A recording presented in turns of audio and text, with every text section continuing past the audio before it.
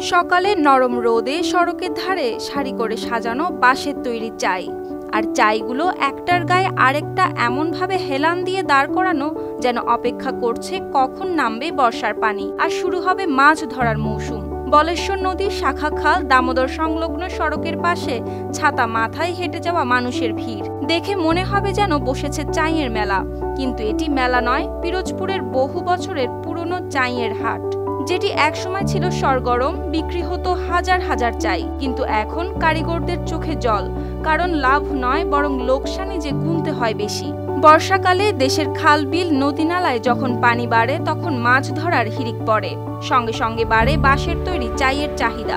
বিশেষ করে পিরোজপুরের গ্রামে গ্রামে এখনো এই ফাঁদ ব্যবহার করা হয় মাছ ধরার জন্য, যেটি বানাতে সময় লাগে একদিন, খরচ পড়ে প্রায় 200 থেকে 300 টাকা, কিন্তু বিক্রি করতে গেলে ওঠে না সেই খরচ। হাটের অনেক বিক্রেতা জানান আগে দিনে 20 থেকে 30টি চাই বিক্রি হতো, এখন দিনে 5টা বিক্রিও ভাগ্যের ব্যাপার, কারণ সবাই ঝুঁকছে আধুনিক জাল দিয়ে মাছ ধরায়। অন্যদিকে বাঁশের দাম, শ্রমিক খরচ, বাজার ভাড়া সবকিছুই বেড়ে যাওয়ায় এই পেশায় এখন টিকে থাকা কঠিন হয়ে দাঁড়িয়েছে।